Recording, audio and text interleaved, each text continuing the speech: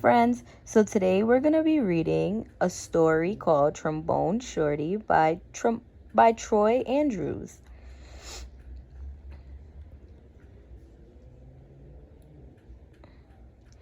Where ya at? Where ya at? We have our own way of living down here in New Orleans and our own way of talking too.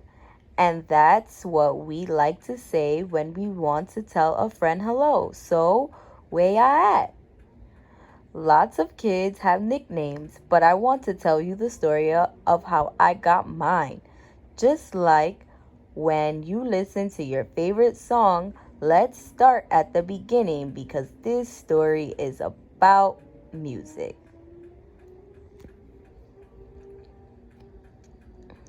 But before you can understand how much music means to me, you have to know how important it is to my hometown, my greatest inspiration.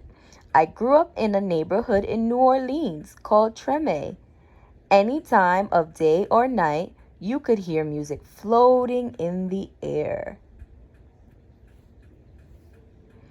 And there was music in my house too. My big brother James played the trumpet so loud you can hear him halfway across town. So he was the leader of his own band, and my friends and I would pretend to be in the band too. Follow me.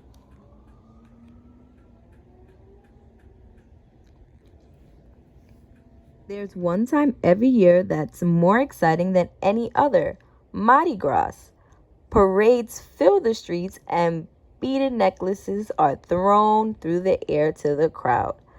I love the brass bands with their own trumpets, trombones, saxophones, and the biggest brass instrument of them all, the tuba, which rested over the musician's head like an elephant trunk. Where ya at? Where ya at? The musicians would call. All day long, I could see brass bands parade by my house while my neighbors danced along. I love these parades during Mardi Gras because they made everyone forget about their troubles for a little while. People didn't have a lot of money in Treme, but we always had a lot of music. I believe to all these sounds and mix them together. I listen to all these sounds and mix them together, just like how we make our food. We take one big pot and throw in sausage, crab, shrimp, chicken, vegetables, rice, whatever's in the kitchen, and stir it all together and let it cook. When it's done, it's the most delicious taste you've ever tried. We call it gumbo. And that's what I wanted my music to sound like. Different styles combined to create my own musical gumbo.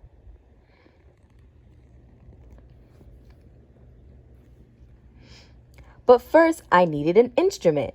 The great thing about music is that you don't even need a real instrument to play. So my friends and I decided to make our own.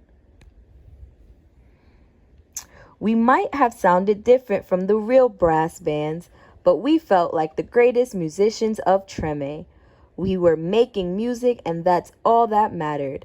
Then one day, I found a broken trombone that looked too beaten up to make music anymore. It didn't sound perfect, but finally, with a real instrument in my hand, I was ready to play.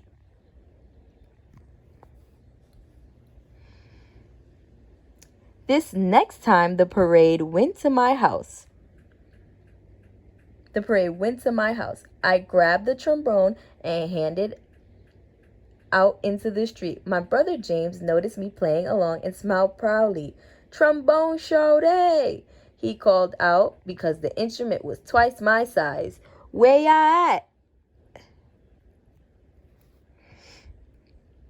From that day on, everyone called me Trombone Shorty.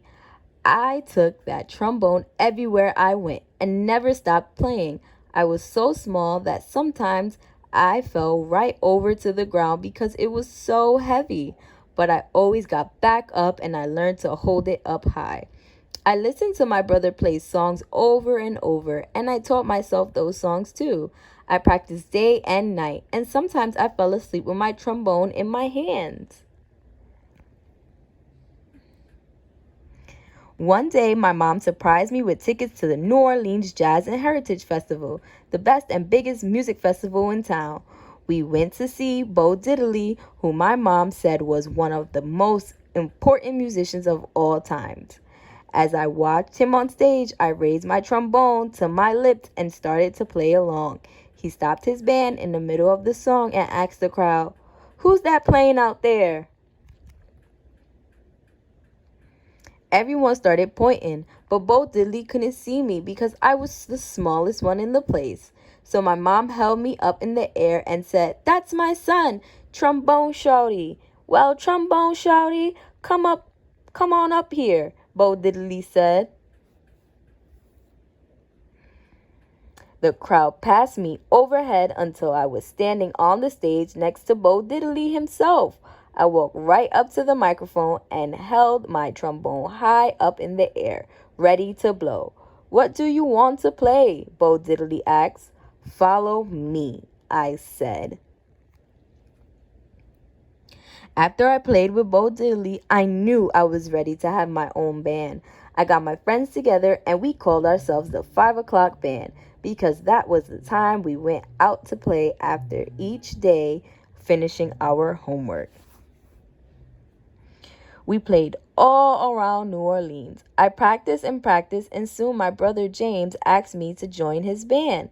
When people wondered who the kid in his band was, he proudly said, "That's my little brother, Trombone Shorty. Where y'all at?"